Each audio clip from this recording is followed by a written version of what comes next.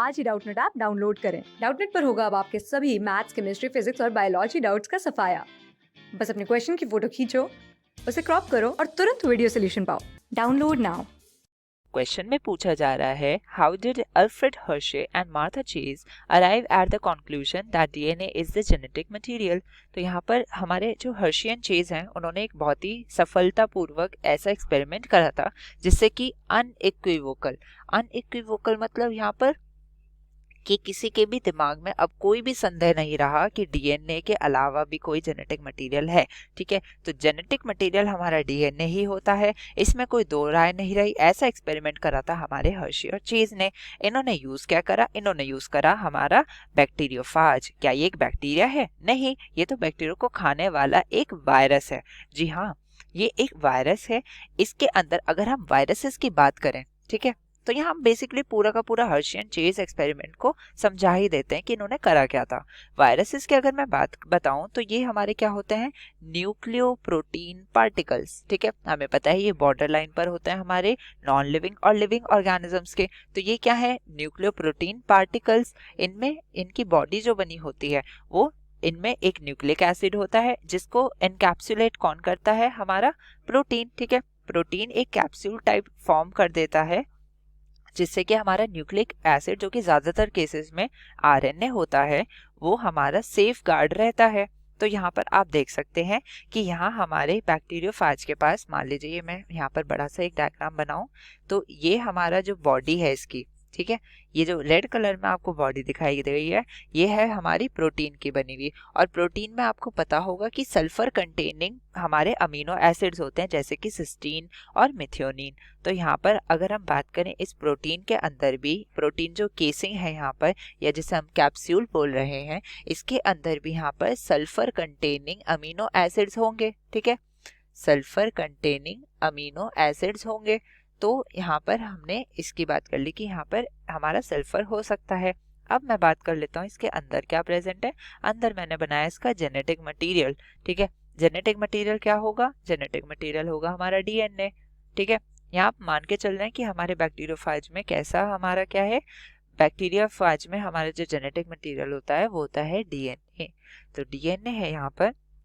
इसके अंदर हमें पता है, इसका हम अगर देखें तो इसमें होती है शुगर फॉस्फेट ब्रिजेस होते हैं इसमें। ठीक है, इनसे हमारे दो न्यूक्लियोटाइड हमारे क्या है? जुड़े रहते हैं एक दूसरे से। ठीक है, शुगर फॉस्फेट चेन्स होती हैं इसमें, जिससे कि हमारे न्यूक्लियोटाइड एक दूसरे से जुड़े रहते हैं। उसी से तो हमारा पॉलीन्यूक्लियोटाइड बनेगा जिसका नाम है डीऑक्सीराइबोन्यूक्लिक एसिड या फिर डीएनए। तो यहाँ पर हमने क्या बताया कि यहाँ पर होगा फास्फोरस और इसकी प्रोटीन बॉडी में होगा सल्फर।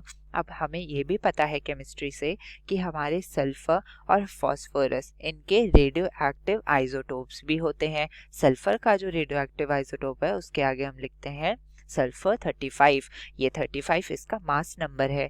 और अगर मैं फास्फोरस की बात करूं तो इसमें होगा हमारा रेडियो एक्टिव 32। ठीक है, तो इसका मास नंबर हो गया 32।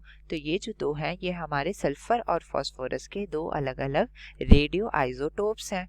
अब यहाँ पर मैं क्या बताऊं, यहाँ पर इसमें हमने क्या करा, इस बैक्टीरियोफेज को, इसे बैक्टीरिया की तो जरूरत है ही। ठीक है, अब इससे हमने क्या करा, बैक्टीरियोफेज को हमने बैक्टीरिया पर इन्फेक्ट कराया और इस बैक्टीरिया को हमने किस मीडियम में रखा?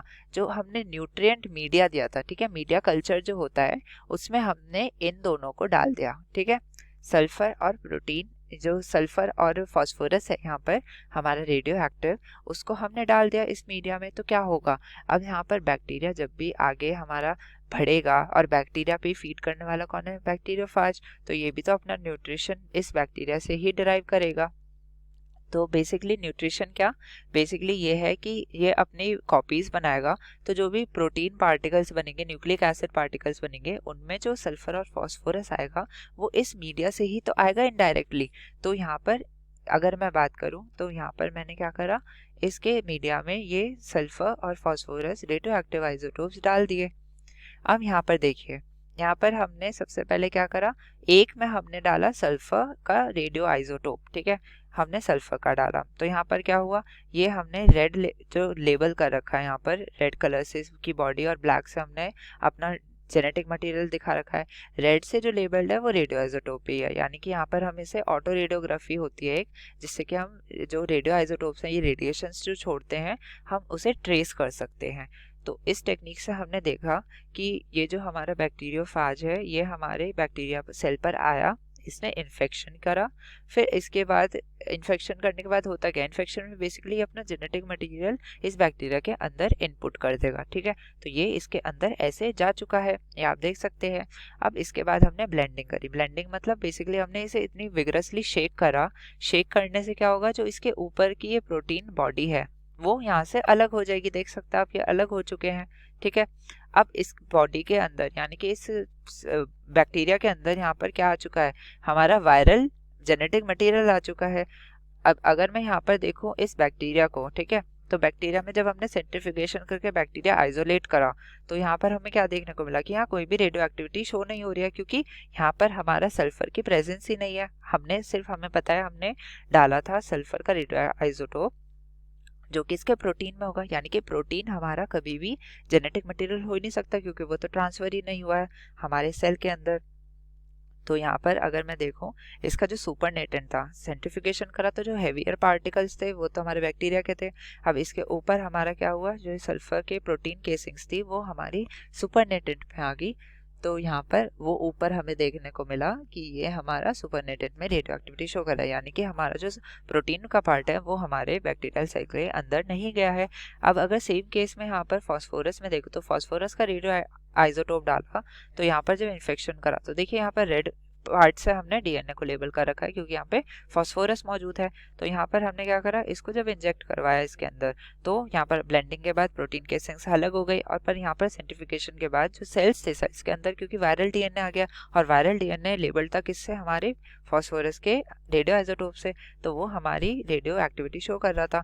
और अगर हम यहाँ पर सुपरनेटेंट में देखें, तो जो प्रोटीन केसिंग्स थी उसमें कोई रेडियो एक्टिविटी नहीं दिखी। इसका मतलब क्या हो सकता है, इसका मतलब यही हो सकता है कि डीएनए जो था जिसमें कि फास्फोरस लेबल था हमारा, वो तो हमारे सेल के अंदर घुस गया और उसने आगे जाके चेंजेस लाया, जो भी वायरस हमारा करता है बैक्टीरिया के साथ।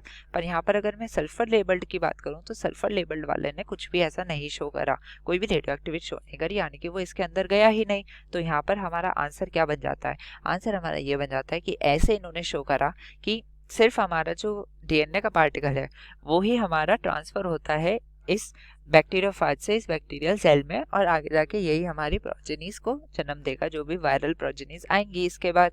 तो हमने ऐसा आंसर दे दिया। Thank you. क्लास 6 से 12 से लेके नीट, IIT, जेई मेंस और एडवांस के लेवल तक 10 मिलियन से ज्यादा स्टूडेंट्स का भरोसा। आज ही डाउनलोड करें डाउटनेट ऐप या व्हाट्सएप कीजिए अपने डाउट्स 8400 400 400 पर।